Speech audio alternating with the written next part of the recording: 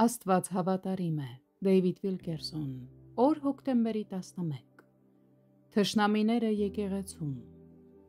Ինչպես պետք է արձագանքենք այն քրիստոնյաներին, ովքեր դարձել են մեր թշնամիները։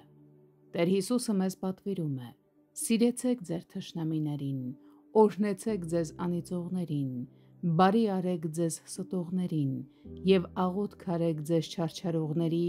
և ձեզ հալածողների համար։ Մատթեոս 5:44 խոսք։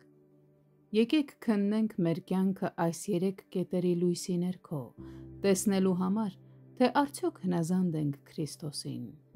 Առաջինը՝ օրհնեք ձեզ անիծողներին։ Ինչ է նշանակում օրհնել։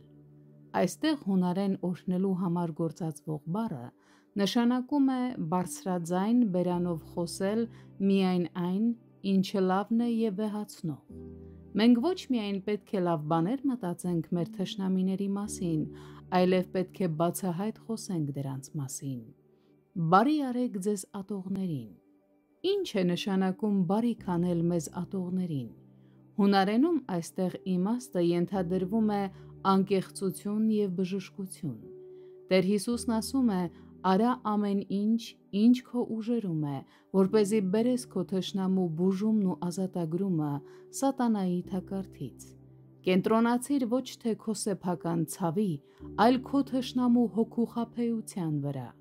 Քրիստոսի պատվիրանը այստեղ պարզ է. առաջին քայլը դու արա, մի սպասիր, մի բաց թող հնարավորությունը, եղիր առաջինը, ով հաշտություն կփնտրի։ Երրորդ՝ աղոթք արեք ձեզ չարչարողներին։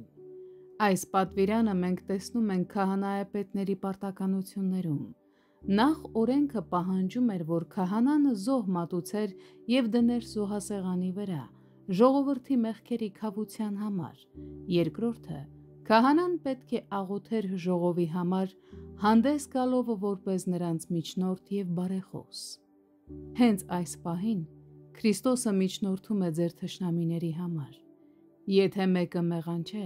բարեխոս ունենք Հոր մոտ Հիսուս Քրիստոս արդարին։ Առաջին Հովհաննես 2:1 խոսք։ Տեր Հիսուսը նաև նրանց պաշտպանն է, ովքեր ձեզ վիրավորել և հալածել են։ Եթե նա միջնորդում է նրանց հոգիների համար, ապա ինչպես կարող եք մնալ նրանց թշնամին։ Դա պարզապես անհնար է։